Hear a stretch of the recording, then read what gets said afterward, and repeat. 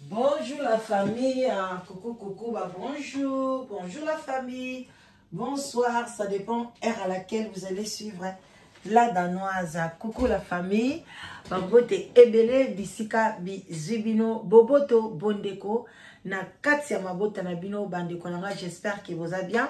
Moi aussi je me porte très bien. Shalom, shalom, shalom la famille. Voilà, shalom na homme de Dieu, ba chantre de l'éternel, ba shalom tolinga rabino mingi, grâce na bino, tokoma kokota ba modération, ba nzembo. Voilà, topesi matondo na bande konapsa ki mbangiste, et puis boboto bondeko na bande konapsa église catholique. Donc yenge na budu dia Congo, voilà, na église ya kikunkusa. Église ya PV ya Longo. Voilà, toute annonce confondue, en tout cas, vous êtes bienvenue dans sous les baobas. Kakande na ipsaki bino, en tout cas, onyo sotokoyoka, oyo kozalaki édifier corps du Christ, et la musabiso, tokoya na mona toile, ba o bako sepela, batali, ba o bako commenter, ba komi, bino monde boye pikaka, en tout cas, ba fanakwiti, ba zanga raté, mais ce que je vais vous dire, les fanakwiti, faut que l'enfer existe. En tout cas, l'enfer existe. Ce qui coexistait na au-delà, yebaka coexistait na se awa. Avant yo chamutuno na se, enfer ezali. Alors, ceux qui vraiment osali fan, ya pasteur, il faut venir au Komamakamboa bien pour prier pour les pasteurs. Mais si tu viens insulter, en tout cas, ezola kisake, en tout cas, pasteur nabino boza nzambete. Parce que bozo salaka la même chose, ndenge ba fan ya Fali bayaka, ba warrior, ndenge ba chinois, na ba chinoise ba salaka, ndenge ba pona Karine, ndenge ba Gaulois ba salaka pona Ferré, ndenge soki banani bato wenge ba salaka pona bato na bango. Donc mais soki ozali fan ya pasteur d'abord ezamabe, nzamba lingi ndenge wana te, mais soko za ma fan ya pasteur oya kofinga te. Et puis soko moni ezo tuka yo makambo ezo sala yo pasi, omoni yango ekomi monotonie, en tout cas koyoka motema pasi te. Surtout bato bazana ba âge na biso, yeba ke ba tension, ba diabète, ba maladie ndenge na ndenge yaka, kolinga to zwa yango. Alors na kosenga yo o bima na yo, parce que na tso tchapina na titre, o kinina no ko yenga kotala ba makambo ezo leka kuna ya Karine na mobile na ye, okei na yo, okei kotala na yo makamba bato ya ba théâtre zanga raté, batongi sila, lokola sila ngwa zaka final, okei na yo, okei makambo ezebele okota no pe na ba site ba mindele, tu vois, parce que pona yo awa mikolo yo nga na yo rendez-vous ezate. Jour na rotia likambo etali yo, oye, parce que ezo ede nango te, ngande na olinga na ede bino, kofinga na bino ezo edete, ezo tinda nga susu na se ressourcer makasi, parce que tina ebisaki bino 40 jours, kutu 1 mois na nekoki kate. Donc toza à peu près na ba 11 à 12 jours, toza ko solola na likambo ya blanche. Alors bande konanga, c'est comme ça, azalaki mwasi oyo, ya homme de Dieu, ya munene. Bande kongana webisa bino liboso nga na ndomo na nga ka Marcelo ka normal, na ndomo na nga ye pasteur mon côté à danser, non. Mais l'air moi si na kufi. Bon, est-ce que banda avant moi si na kufa, tala na site na nga oko tika la comment tika esika monte na lobeli Marcelo. Na mane ko tche kutu kate, comme si il n'existait même pas. Mais l'air moi si na kufi, misu na nge fungwami, na monique aza pasteur oyo. Donc, surtout le pasteur congolais, na kolo baza numéro 1. Oyo aza plus suivi na ba francophone. Aza donc tina ba gabonais, ba nani, ba haïtien, bazo salele ba émission donc ba landa kaye donc Instagram na isa boom. Alors bandeko nanga je me suis dit en bon ba yeba kata muso grandeur ya moto après liwa. Alors, ce que par exemple, après l'Iwana, ba yeko mona grandeur na yo, ba lobela yo te. Eh, yaya, so yo bako tika laka ko lobela yo te, yaya, etali yo, yango salaka kombo na yo po ba lobelo après l'Iwa. Bo tika to lobela blanche. Et que son âme repose en paix. Son âme repose en paix nandene. Et reposer en paix te. Liwana e. Et tiki bato kimia te. Donc bande konanga. Tozo kota kade totambolaka. En tout cas, bande kona biso ba francophone. Bango pe Blanche aye kolobela bango makambo. Aye ko expliquer bango nde to saki ko mususu wana. Blanche aye kolobake no botika kolobake ngana ke lola alingi yango te. Lelo pe aye kolobela pe batu makambo et puis pe Marcelo pe aye koloba ke botika ko condamner ngai. Est-ce que ka nga mutu na nga poni bochaka ke ngai nde mutu na memi mukumba ya Blanche. Alors bande ko eza maloba langa te. Ngai na ngone kutu mutu moka che commentaire yango yu kaka kozoka ba prophétie olekisaka e bon chaîne ngo ya yo. Oh, chaîne na ota, c'est ma chaîne. Nga moko naza na carnet na ngai. So ina lobi ke période na kolobela boy na kolobela boy. Période na kolobela oyo. Eza chaîne na ota, yo za na droit ata moko te donc bon moi na mokili o à part Nzambe. Yenda websanga kende bozonga boy. Même mon wifi. Je t'aime mon amour. Azana droit ko yapesanga calendrier. Elo nga na koloba na chaîne te. Nandeni po eza musala nanga nga pe na koke jamais na musala ni na lobakete na monifozwa oxygène oyo na bango baza bata ba chimie na au carbone sangisa yango ebimisa soki mai soki oxygène na zwa o na oxygène sangisa esala boité na koke osala pete ye pa oya na musala nanga te aya opesa nga ba ordre aussi longtemps na fingi na nga mutu te surtout ba prophétie yango ebima pe na muno nanga te. So boli bofinga ba mama ba prophétie o ba pesa ba prophétie bino bo finga bango te kaka yo mama yo la danoise o boni boy ata so linganga te zapenga te so linganga ngaite zapenga oya kotala nga poani na benga ko non c'est pas bien ba o ba linganga ba o comprendre ba o ba na souci ba comprendre tozana ba forme ba pasteur nini tozana ba mama pasteur nini l'apparence trompe.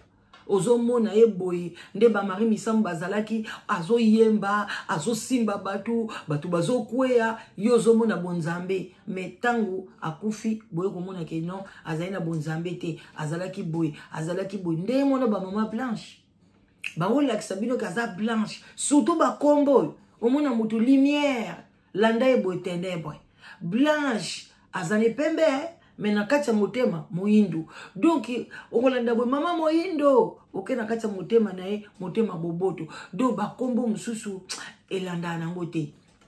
Voilà donc tolanda témoignage on a bokebi nyonso e mikolo ba mama babenga bango ba dépouillement ba o ba longola biloko nyonso to e nde ba omona ba vision pona Marcelo na mwasine Blanche mais ça grave.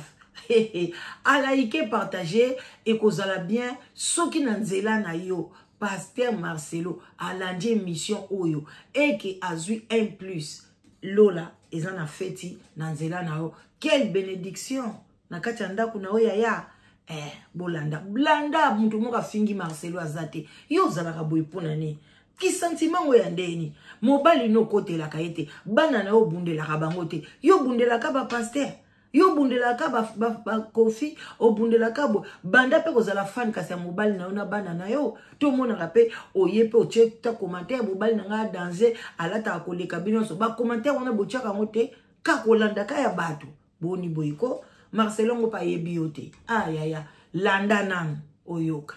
Voilà boke binyonso no chena ba commentaire mingi te pona na boyi na ngabolo ba ngai no chena ba commentaire mingi te boyo kande oyo bo chena ba commentaire concernant oyo Mami Loba. Nous, pourquoi? Parce que c'est la sœur, la servante Ornella Elise qui a reçu ces deux songes-là.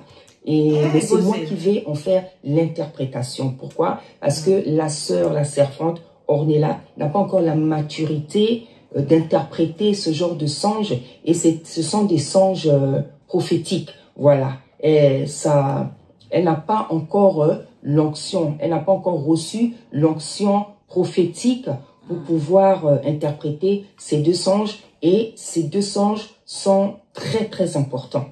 Voilà. Lorsqu'elle m'a envoyé ces deux songes, je lui ai dit, connaissant très bien la réponse, je lui ai dit, est-ce que tu te sens capable d'interpréter ces songes. Parce qu'il ne s'agit pas là seulement de donner le message, mais il y a des signes, il y a des symboles prophétiques qu'il faut interpréter, expliquer dans ce songe-là. Est-ce que tu t'en sens capable? Elle m'a dit non. J'ai dit, donc laisse-moi le faire. Et je sais très bien que le Seigneur voulait que ça se passe comme ça. Parce que si vous suivez bien mes vidéos, vous avez compris que Tata Nzambé a mis autour de moi, des jeunes sœurs, des femmes, des mamans, afin que je les enseigne. Parce que c'est le ministère que j'ai reçu. Enseigner les femmes, former des servantes de Tata Nzambé. Voilà, donc il y en a nombreuses comme ça, à qui Tata Nzambé donne des songes, mais elles ne savent pas les interpréter parce qu'elles n'ont pas encore l'onction prophétique.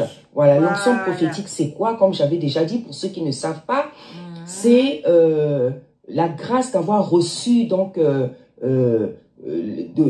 la grâce de recevoir des songes, des rêves prophétiques, et la grâce aussi de pouvoir les interpréter, la grâce prophétique. Voilà, donc moi par exemple, je reçois des songes prophétiques, je suis une évangéliste, mais j'ai une onction prophétique. Ça veut dire quoi? C'est-à-dire que j'ai la même grâce que les prophètes et les prophétesses. C'est-à-dire que la capacité de recevoir des songes, l'opportunité, je dirais plutôt, de recevoir des songes prophétiques et de les interpréter, la grâce de les interpréter. Le prophétique, c'est ce qui concerne l'avenir, le futur. Voilà, donc c'est pour ça que je me suis proposée et je sais que c'était la volonté du Seigneur que j'interprète ces songes, parce que c'est deux songes qui sont extrêmement importants. Et avant même... Voilà, tolekisi toyoka songe yango directement, sinon te tokokene mulai mingi. Je crois à partir voilà.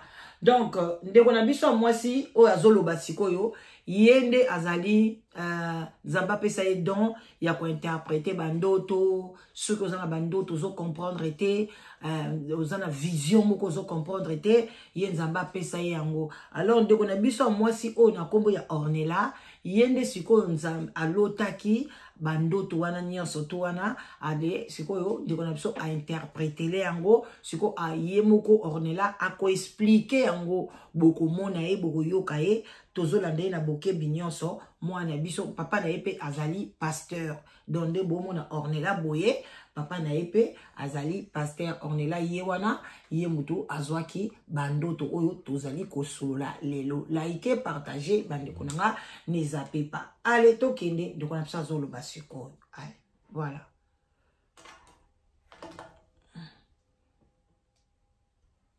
Mais pourquoi bien-aimé dans le Seigneur, bonjour, bonjour, shalom de la photo, hein? Je suis la servante Elise Ornella.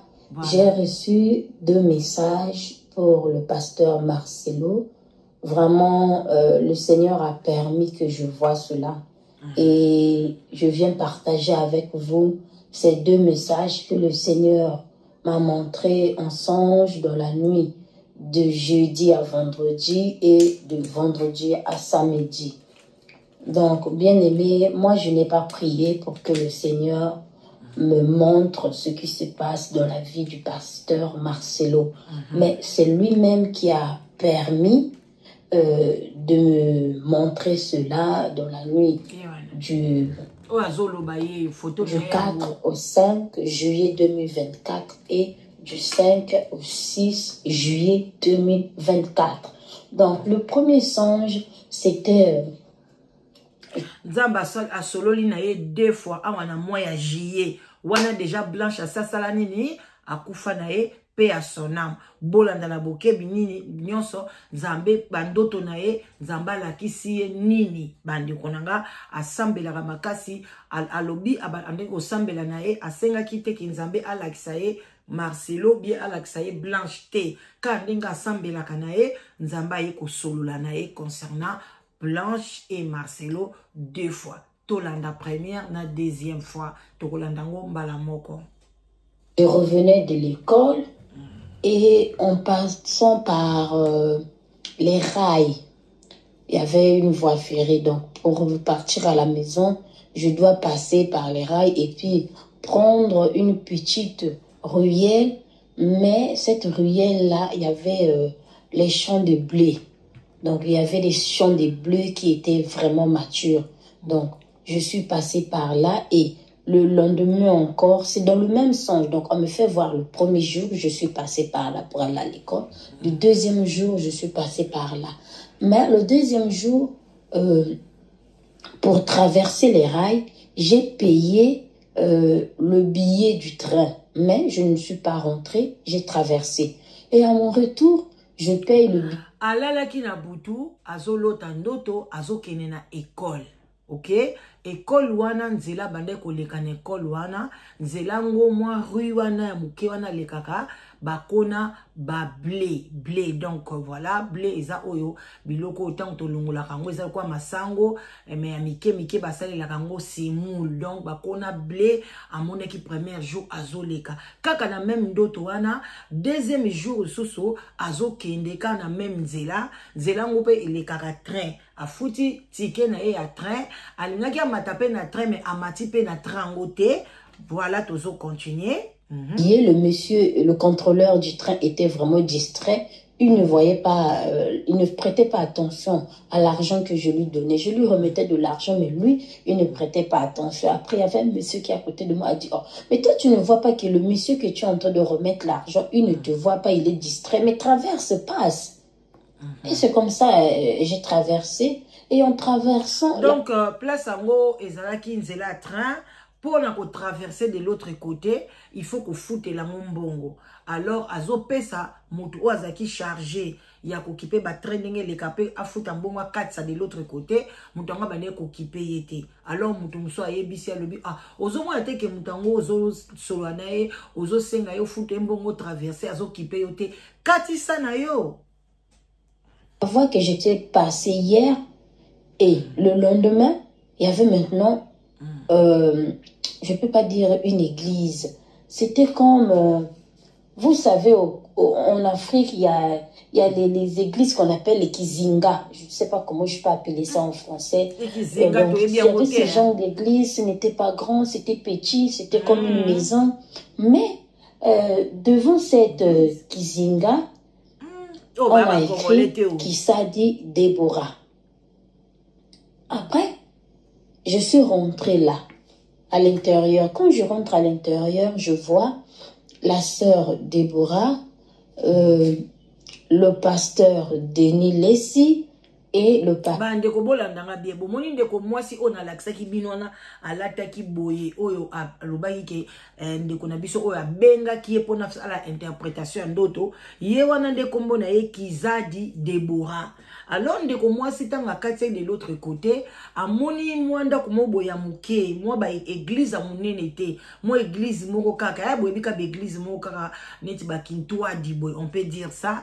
Voilà les termes, merci Seigneur. Neti kintoa di neti ka batu basangani amoni yango en tout cas tanga moko esprit pe ebisi akota kuna na kati donc na d'abord na libanda ya église yango bakomi kombo ya Kizadi Déborah. Ndeko mwasi oyo yo azoloba oyo te oyo azoloba Ornella mais mama oyo alobaki liboso wana bakomi kombo na ye. Alors ye loko ayebaki alobi ah na kota na kinotala makamni eza na kati akuti kuna akuti mama Déborah na zai na kati akuti pasteur Marcelo akuti Denis Lessi tozo kende pasteur Marcelo et je suis rentrée à l'intérieur, j'ai vu les trois, ils étaient en train de parler. Et la partie juste que le Seigneur a permis que j'écoute, c'est que le pasteur Marcelo était en train de se plaindre. Il disait, je ne sais pas pourquoi tout le monde est en train de dire que c'est de ma faute, parce que ma femme est morte, c'est de ma faute. Mais moi, je suis pour rien. C'est elle-même aussi, elle connaît ce qu'elle faisait. Donc, le pasteur est en train de se dire, ce n'est pas aussi, totalement à 100% de ma faute si elle est décédée. C'est de sa faute aussi. Elle-même, elle savait ce qu'elle faisait. Après. Voilà, donc pasteur Denis Lesi et tant à Kotikuna, à Koutaki Batoumi Sato, pasteur Denis Lesi, pasteur Marcelo, nan de Koumama la biso prophétesse wana msoso. Alors Marcelo qui parlait aux gens lobi, ah, nazoe bateneni mokili mobimba bazoa kizenga kake ngala bomi blanche, ngala bomi blanche. Mais normalement ezanga blangaité, yemoko pa yebi, yemoko pa za coupable ya makambu na yepa bande ko sala, oyo pe ke sali ke ememaye na liwa. C'est seulement cette partie-là vraiment que le Seigneur a permis que j'écoute. Après, je suis sortie. En sortant, on me dit, pas les trois pasteurs, pas les trois servantes qui étaient à l'intérieur, mais l'Esprit me dit, vous restez dehors. Il y avait une autre sœur. Cette sœur, en tout cas, je ne la connais pas. Vous restez dehors, vous allez faire la garde. Le temps que le pasteur Marcelo est à l'intérieur avec le frère Denis, le pasteur plutôt, excusez-moi, Denis et l'évangéliste Déborah, ils sont à l'intérieur en train de parler, vous allez faire la garde. Donc on était là dehors comme des gardiens, on était dehors comme des gardiens, on parlait, et plutôt, excusez-moi, on faisait la garde. Après, je me suis réveillée, c'est le premier songe. J'ai dit, mais Seigneur, qu'est-ce que tu veux me dire concernant ce songe? Vraiment, je ne sais pas ce que tu veux me dire. Vraiment, sois clair avec moi. Parce que moi, apparemment, sur l'interprétation du songe, je n'y connais pas trop encore. Je suis en train de prier pour ça, pour que le Seigneur me donne l'interprétation. Et j'ai envoyé le songe à la servante Déborah le lendemain qui était le samedi, parce que dans la nuit du vendredi, donc le premier songe, je l'ai eu dans la nuit du jeudi au vendredi. Et dans la nuit du vendredi à samedi, vers 4 heures du matin, disons 3h45, je me suis levée pour prier, pour faire la méditation.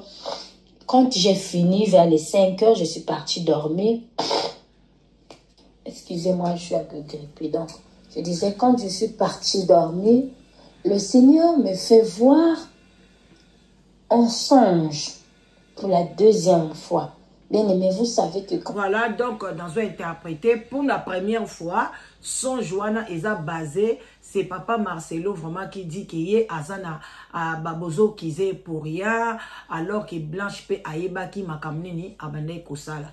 Ngana kocha commentaire nini place wana, ce qui total yango d'une manière spirituelle. Parfois, c'est un peu compliqué de condamner pasteur Marcelo parce qu'on ne savait pas aussi les kamni blanches à Bandako Sala. Mais sur le plan physique, ceux qui pasteur Marcelo bazo condamné parce que Ndenge blanche a koufeli et ça les kamakende qui corriger corps nae onzambe apesaye. Pona muta corriger corps nae ndenge bisoto yebeli malgré que to boité basi ebele openga na sololi na bango bazo salango sans consentement ya mibali na bango bazo salango pona bango moko bali ba benda beauté ye moko boti bana na ye bande ko baza ebele so na laksibino ndenge basi wana bazo nyoko mane bazo tambola nde bazo souffrir boko yoka pasi na mawa na yebite so na koko monango ndenge basi wana bazonyo kwama boko yoka vraiment pasi boko yoka souci makasi. Je crois que na komona ta moko basi wana nde bazo sala ba opération wana bande konanga esala kinga penza nzoto malili bazo souffrir pona kotambola. Vraiment si je le vois comme ça iko ça nga bien makasi bola ike. Donc pour la biso na miso boye tokoyi koloba to bazoloba ezali ye parce que azala ki wana accompagné qui moi si na e soit azala qui wana accompagné qui moi si na e soit akende qui après donc juste temps ba moi si a commis un problème ba benga qui azu avion qui place wana clair ils a vraiment té yé moko pasteur Marcelo ayebi oh yango te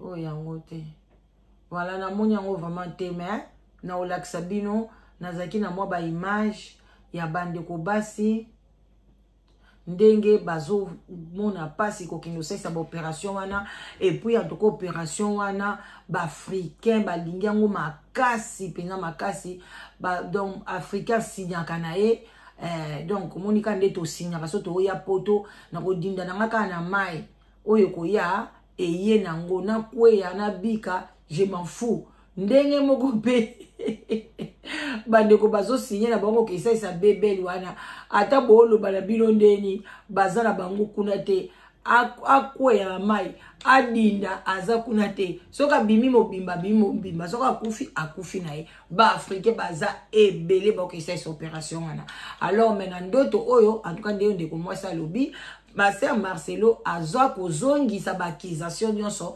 epai ya Blanche yezo sa lokola azo sokola maboko na ye après alobi anzambe la kisanga interprétation na ezanini bino pe boyoki ndoto so zana elakisi nini olobi okomi olie ofinga bon dede tokei parce que nga na osa na analyse na kota na nga na spiritualité alors bino bato bokota na spirituel bokoti na bino toke na analyse o elandi ya mibale l'air à loti lelo nuit o elandi a loti lisusu pasteur Marcelo to landa na boke bimbalo a loti ndengeni la quand le Seigneur parle 2 fois avec insistance cela veut dire ça vient de lui.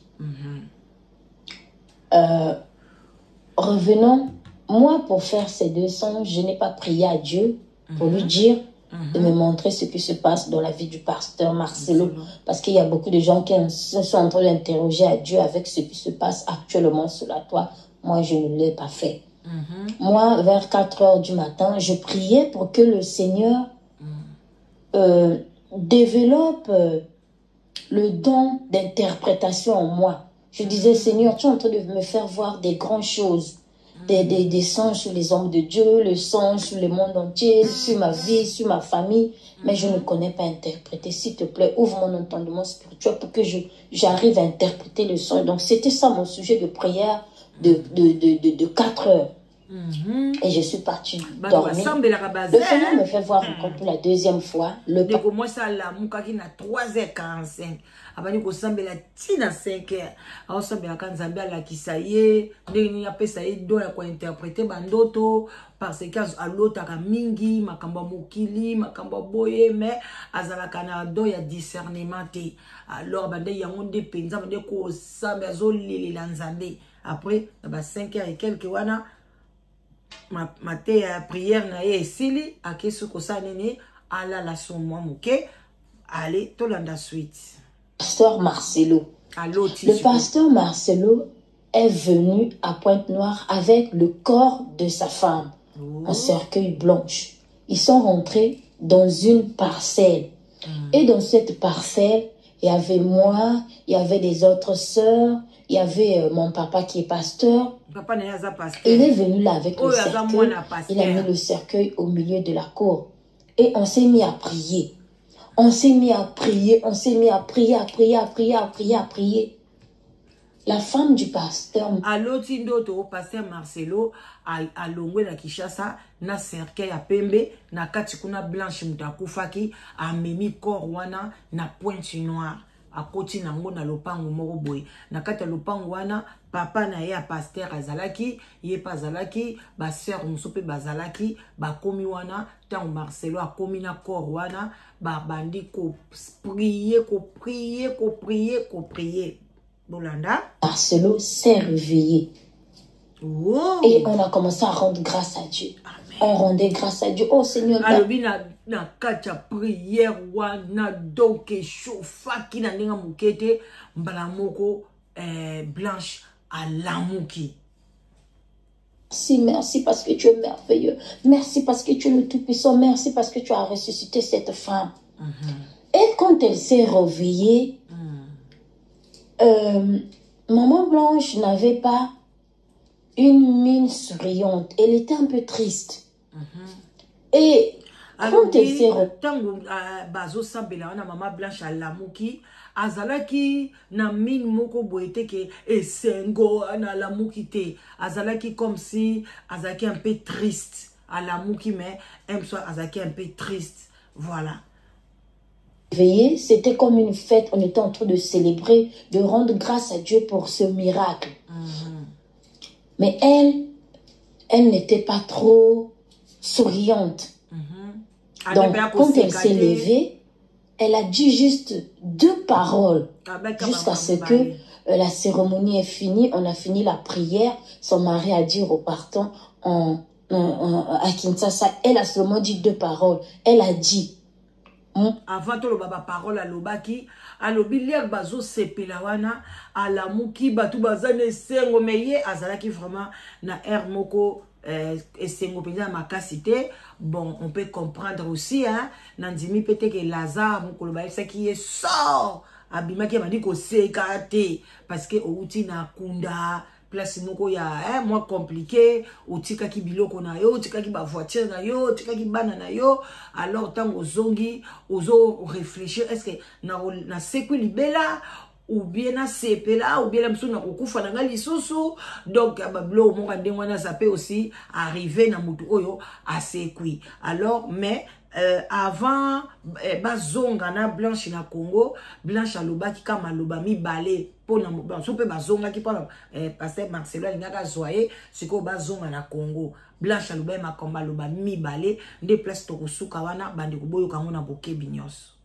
Moi je ne suis pas mort. J'étais inoptisé. Écoutez bien ce qu'elle m'a dit. Elle a dit je n'étais pas mort, j'étais inoptisé. J'attendais la prière, j'attendais les paroles qui vont sortir de ta bouche, de la bouche du pasteur Marcelo. Elle dit, j'attendais tes paroles, j'attendais ta prière, j'attendais ta confession qui va sortir de ta bouche pour que je reste. Parce que boyoka, alobi ngai na kufaki na ngai te.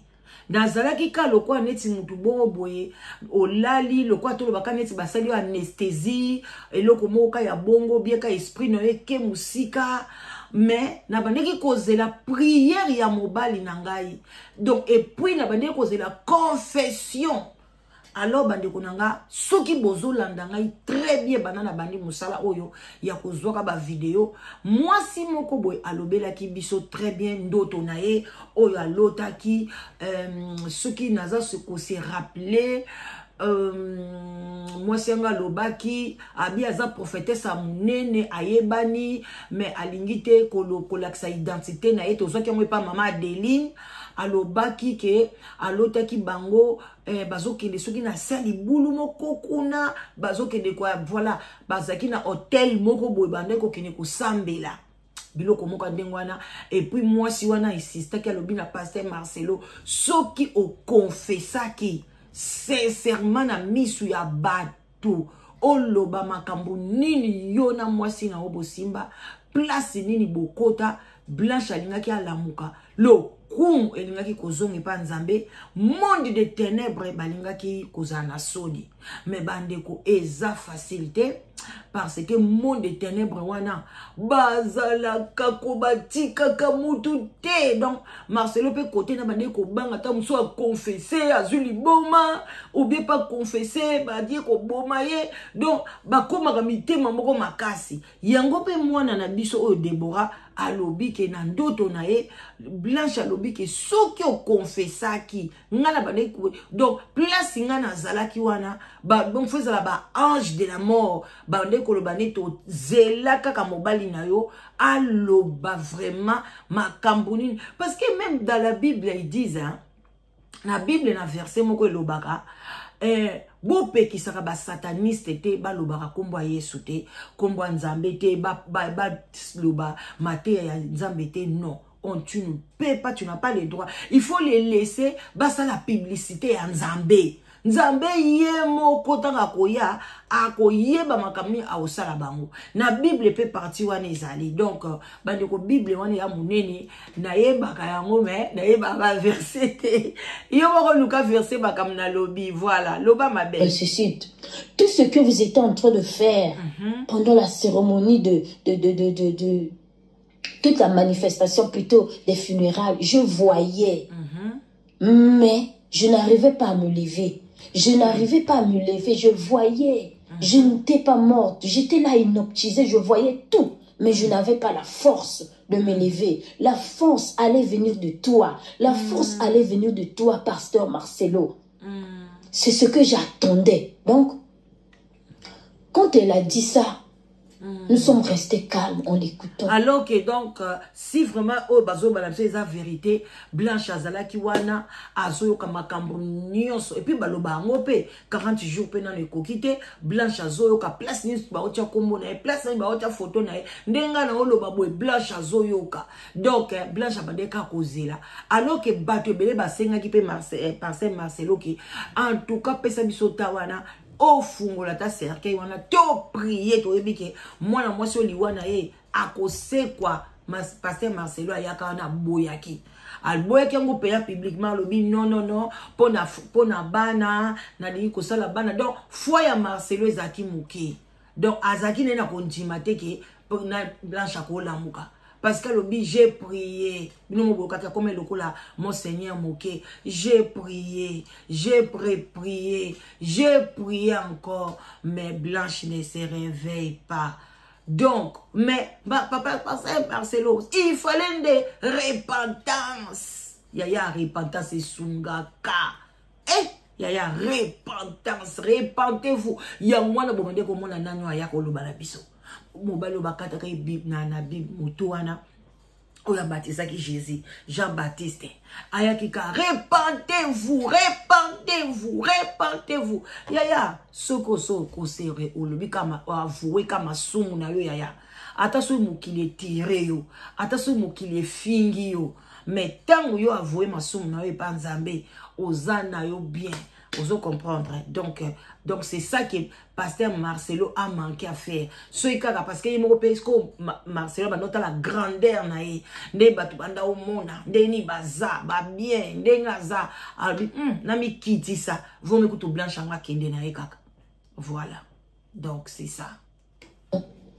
Elle était triste. Elle n'avait pas une mine heureuse. Elle était triste. Après on a commencé à rendre grâce à Dieu, Et le pasteur Marcelo, la servante Maman Blanche, elle était habillée en robe qui avait c'était une robe de bras cassés verte. Et le pasteur Marcelo, il était habillé en ensemble. Pasteur Marcelo yondo yebi, kuna na kati ya cercueil. Soki ba yango na bisa no bo partager yenda koyeba soki moi sur azolo ba vérité alobi ke ya monaki na vision alata ki bras cassé o ya robe verte yango na basombele ke kuna na Turquie balatisa ki kuna robe verte ya bras cassé. Voilà. Le chemise pantalon rose, c'était pas tellement rose, c'était, je peux pas, comment je peux expliquer cette couleur-là? Si j'ai la photo de cette couleur, je peux mettre pour que vous voyez la couleur de l'habit qu'avait le pasteur Marcelo. Et le pasteur Marcelo boitait. Il boitait parce qu'il sortait d'une paralysie. Il était paralysé, donc il avait les pieds paralysés et il sortait d'une paralysie. Et on l'avait mis un fil traditionnel au pied. Et il y avait un monsieur qui était en train de prendre les écorces d'un arbre plutôt. Le monsieur, en tout cas, je n'ai pas vu le visage. Le monsieur est en train de prendre les écorces de l'arbre pour soigner les pieds du pasteur Marcelo. Donc, en même temps, pasteur Marcelo azala qui paralysé. Et puis, bandai balade ça qui est singa traditionnel. Alors que bandai qui kozwa ba écorce, donc ba peau soignée, hein, des bandai qui ko soigner. Pasteur Marcelo, qu'est-ce que moi je peux dire là pour l'analyse? Pasteur Marcelo, zonga na famille. Ya mwasi na yo, kende kuna, kende ko remettre bango, babilo ko nyonso, oyoyo, ozana yango, pona Blanche. Ndenge basala kana coutume. Parce que même na rêve ezola kisake, bazako salisa yo na traditionnel. Pour juste te dire que coutume, bafuwa kango ndenge wanate. Parce que obala ki Blanche na coutume.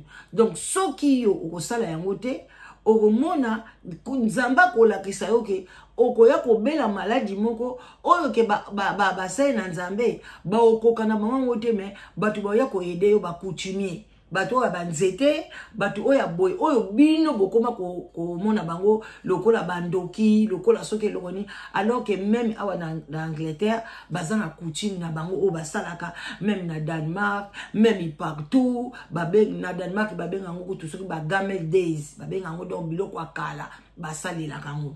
Donc eza coutume eza ka kindokite par exemple so bazui banzete ozobela hémorroïde bakoko na so bandako zo banzete amanga batokisi yango ozo vandela yango e muchopo wana ezongi kuna na kati alors soko kindoki eza place ne yebisanga ou bien bazui matiti moko bakati tuti bapakoli po na maladie ya mpese musu bazui balobino tungola pendant une semaine maladie ya mpese silio yebisanga kindoki na kati wana ezali wapi.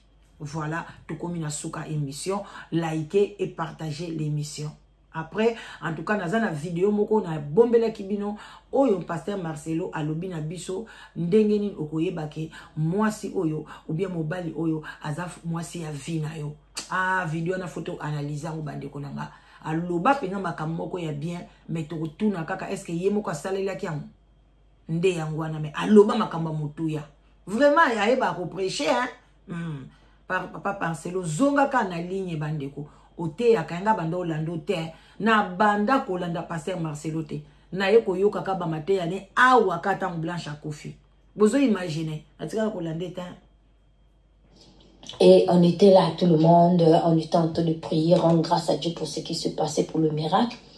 Et mon papa qui est pasteur, il a pris la machine à coudre. Il était en train de coudre un nouveau manteau pour le pasteur Marcelo. Après un moment donné, je crois que c'est Maman Blanche qui avait appelé le pasteur Marcelo. Il s'est levé pour partir vers Maman Blanche et ils étaient devant l'arbre qu'on était en train d'enlever les écorces. Maintenant, je me suis approchée de mon papa pasteur. J'ai dit, ah, tu es en train de coudre un nouveau vêtement pour le pasteur Marcelo. Dis-lui de quitter son entourage parce que son entourage est tellement pourri qu'on va le détruire. Dis-lui de quitter ces personnes-là. Donc, résumé à bien à Wazolo Banalikambo Nyonso, pasteur Marcelo Ningazawana a quitté son entourage. À côté d'un entourage moko ya mabe makasi. Donc, tango pa komi na mboka wana, il fallait que le pasteur Marcelo azonga na Congo. Alors, pasteur Oazalaki kuna, son papa, na été soit un papa spirituel ou bien physique, alors bazo tongela Marcelo elamba ya sika. Alors, yazo bisaye, ah papa, bisaye, abima na entourage na ye. Bandeko entourage, sozan entourage à ma bé, et ko mema yo na kufa. Même yon de ko zotala ngai soko zaka na ba camarade ya mabe ebele ba boma ba mabala na bango kapona ba camarade ebele pe ba camarade ba ya ba beta bango mosinzo ba musu bazanga na bango na ba nyongote ba koma lelo bi defa pona ba camarade ba musu bazaka olata na bango modeste na akolata na ndenge ya mbongo na ye mais lelo akoma bilatela mwanza azala na mbongo ta kolinga ta defa kaka pona somba Versace, pona somba boye. Versace a koufa na yepe. So boye barate. Chanel pas koufa. Pour vous dire que biloko biloko boye ya mokilwana ezalaka vanité. Oyo yeko tumtasali griffe na ye akufi.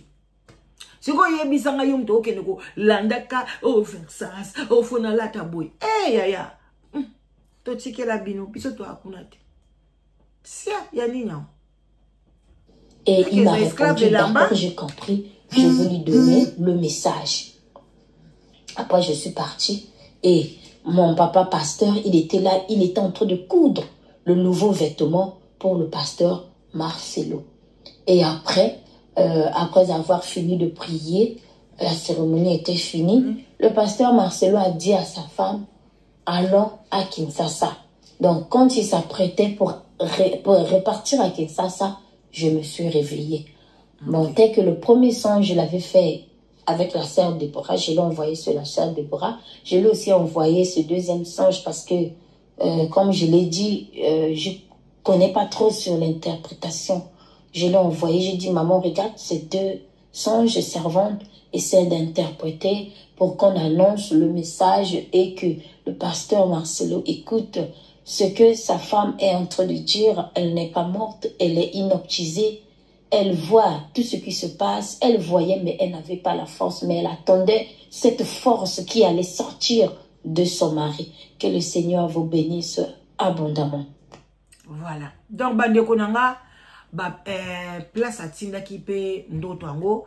Ndeko na biso mwasi a interprété mais a PC yango à celle quoi première partie tamso aroya ko interpréter alors nga na zwango brut yo penengo zawana yoka interpréter yango et ko sala biso bien en tout cas bande ko nanga bino moko boyebi bozana sous les baoba et pas ya maman na bino la danoise boyebi à part koyako asala ba analyse ou bien ce qui li solo ezali to yaka pe ko beta pour la sa conscience tozana site monene oyo bandeko nanga ebele bazo benga bato benga kango live together eza site oyo to sangisaka basi na mibali oyo muto azo sentir ki aza na solitude ebomaka solitude epesaka ba maladie ebele talaka été yango oza na mwa chéri na yo bo planifier mo ba vacances bozo tambola soki Jean asala yo mabe yebaki Didier akozala bien mpona koko tchaka mondelo na vie na yo te et puis soki ata mobali ya muluba moko kaka asala ki yo mabe eza baluba nyonso te yango ozo tula ndeko nanga mwasi banda baboya na mobali ya muyaka o banazo kuna muyaka o nazo kuna muzombo o nazo ku yaya mi na bamboka nyonso mobali ya 100% ya malamu azate baza ozoi wapi bamususu omona te malingi mobali na Londres te mibali ya Londres bakabara te o Londres oyo yana esali mibali ok pa bato a Paris balingi mibali a Paris te o ba escroc ok na Belgique o mibali ya Belgique baza ba fainéant mama o bala te ou bien zonga na Congo ok no kozwa mobile o sona kezo mobile sans papier na ye na akokima o juste o lingini mama eza pasi mama tika biloko wana nyonso wana eza pamba yaka kokomisa kombo na oba papa boya pe bino pe boya bandeko nanga boya kokomisa ba kombo na bino congé boy ezobanda na kosalela bino ba rencontre kitoko na balisi tale ebele na komi na bakoko ebele alors bandeko nanga nyonso oboza na Afrique en tout cas bolimbisi live together na sangisaka bato ya Afrique te live together ezali pona ba européen ba diaspora bavani na Europe bavani na Canada bavani na Amérique du Nord bavani na Australie bozali bienvenue ozala na mukanda te yaka ozala bien accueilli et puis na kolukela yo oyo yo kozala na selon yo moko okofongola moteba na yo en tout cas bandeko nanga botika la malamu bo partager émission bo liker des gros bisous à tout le monde bye bye bisous.